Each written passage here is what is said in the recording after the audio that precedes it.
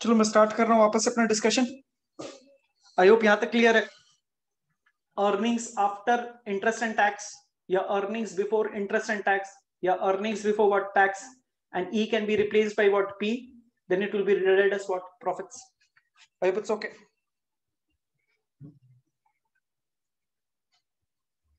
आपने different names copy कर लिए क्या?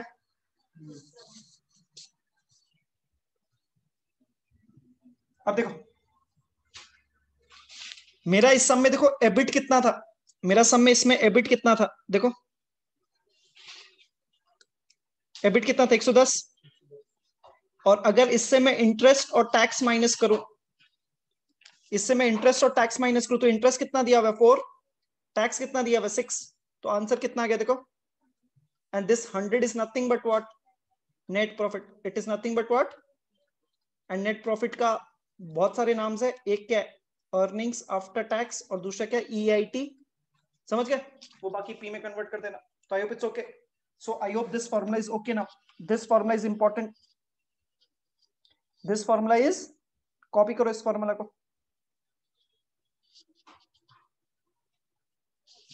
सो EBIT minus interest minus tax is nothing but what, समझ गए ना? देख लो आपका आंसर आ रहा है 110 से मैंने क्या माइनस कर दिया, इंटरेस्ट माइनस कर दिया। इंटरेस्ट कितना माइनस कर दिया 4, टैक्स कितना माइनस कर दिया 6, तो मेरी नेट प्रॉफिट कितनी आ गई 100। मेरी नेट प्रॉफिट कितनी आ गई 100। तो I hope this formula is okay. EBIT minus interest minus tax will give me net profit or earnings after tax or what, earnings after interest and tax। अब यहां पे देखो please now try to read. यहां पे देखो बेटा मेरे ना इंटरेस्ट से पहले कमाई कितनी थी, इंटरेस्ट कमाने से पहले कमाई कितनी थी देखो 110, उसके बाद ना इंटरेस्ट 4 आया, तो इंटरेस्ट पे करने से पहले आप 110 रुपए कमा चुके थे ना। प्लीज रीड करना सीखो भाई। इंटरेस्ट पे करने से, देखो पे करने से पहले आपकी प्रॉफिट कितनी थी 110, पर्पल में देखो भाई। तो दैट 110 की profit is before you subtracted what, interest. Don't you think that 110 is ample enough to pay that interest of 4? Don't you think that 110 का जो प्रॉफिट है वो बहुत बढ़िया है और मेरे को आराम से वो 4 रुपए इंटरेस्ट पे किया जाएगा, ठीक है ना? और 4 के हिसाब से देखो तो कितना टाइम्स मेरा प्रॉफिट है 110 में, मेरे पास कितने की प्रॉफिट है 110 की क्या प्रॉफिट है ना, और मेरा इंटरेस्ट कितना है 4। तो I hope you can read कि I have sufficient profit to cover up my what, interest.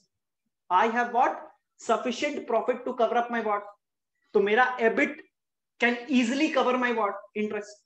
और आप ये चाहते हो ना एज अ बिजनेसमैन कि आपका एबिट एक अच्छा नंबर हो ताकि मैं अपने आराम से क्या पे कर सकूं, इंटरेस्ट। क्योंकि देखो प्रॉफिट से ना इंटरेस्ट पे करोगे, प्रॉफिट ही नहीं आएगी तो इंटरेस्ट कहां से पे करोगे?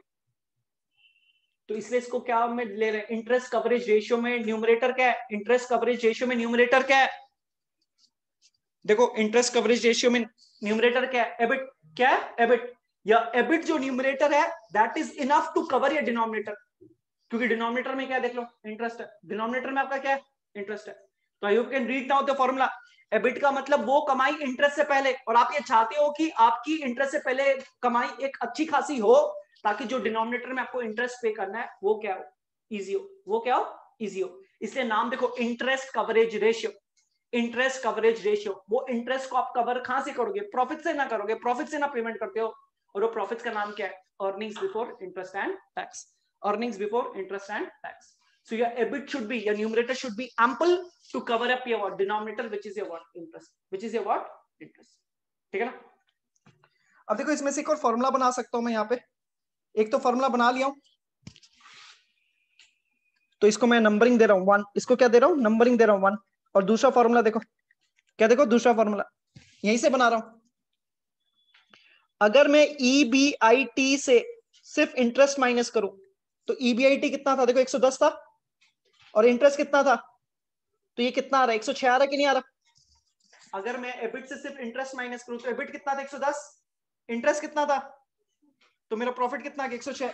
इसके को नाम दे रखे हैं देखो 106 का EBT, क्या दे रखे हैं, और बेटा ये ईबीटी से अगर मैं टैक्स माइनस करूं तो देखो क्या आ रहा है, ईबीटी कितना था देखो सब में 106 और टैक्स कितना था 6, तो ये वापस से कितना आंसर आ गया 100, जिसका नाम क्या है ईएटी और व्हाट नेट प्रॉफिट, ईएटी और व्हाट, तो ये 2 रोमन 1 फॉर्मूला हो गया, ये 2 रोमन 2 फॉर्मूला हो गया। I hope it's okay.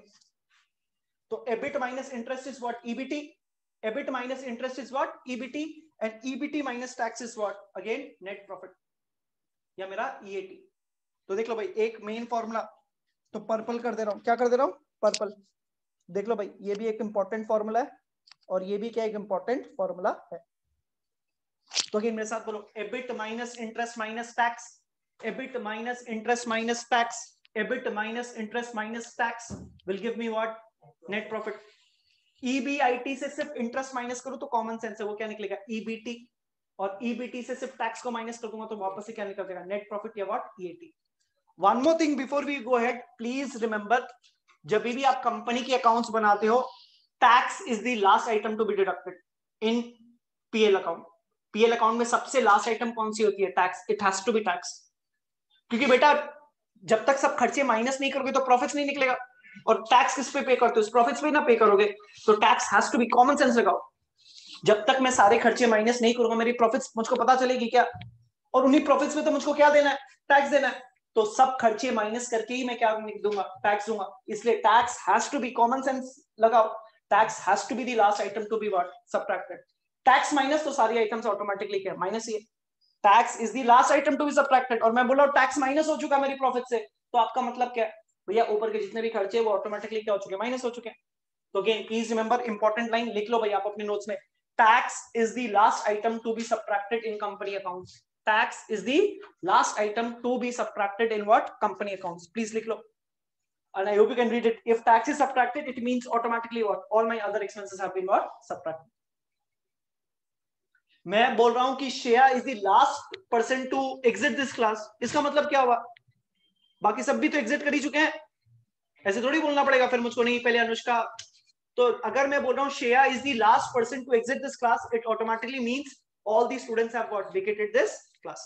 So please write this important, tax is the last item to be subtracted in case of company accounts, tax is the last item to be subtracted in case of company accounts.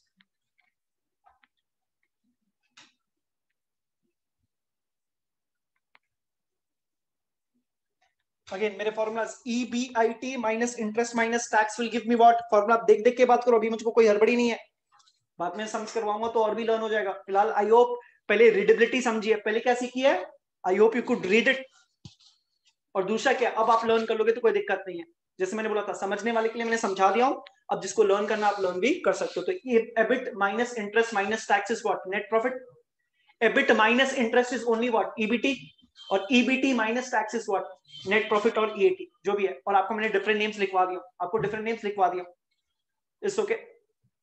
आज की class में यहीं पे close कर रहा हूं क्योंकि सम करने जाऊंगा तो सम खत्म होगा नहीं, और प्लीज आपको ये वीडियो में शेयर कर लूंगा, आपको एक बार देखते हुए रखना है, सम्स अब आराम से हो जाएंगे। तो अगेन मैंने पहले आपको रीडेबिलिटी समझाई है, पहले मैंने आपको क्या समझाई है रीडेबिलिटी, एंड उसके बाद क्या करवाया फॉर्मूला को क्या करवाया लर्न करवाया, आपको यहां तक कुछ भी पूछना है तो प्लीज पूछो, अभी मैं सम स्टार्ट नहीं करना चाहता हूं,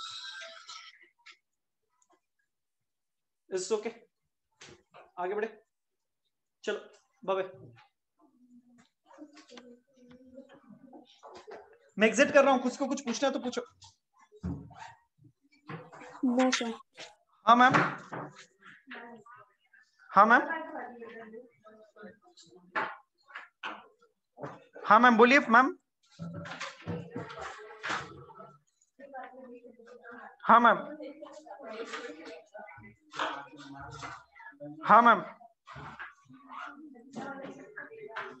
मैम वो फिर वो पॉसिबल नहीं होगा मैम,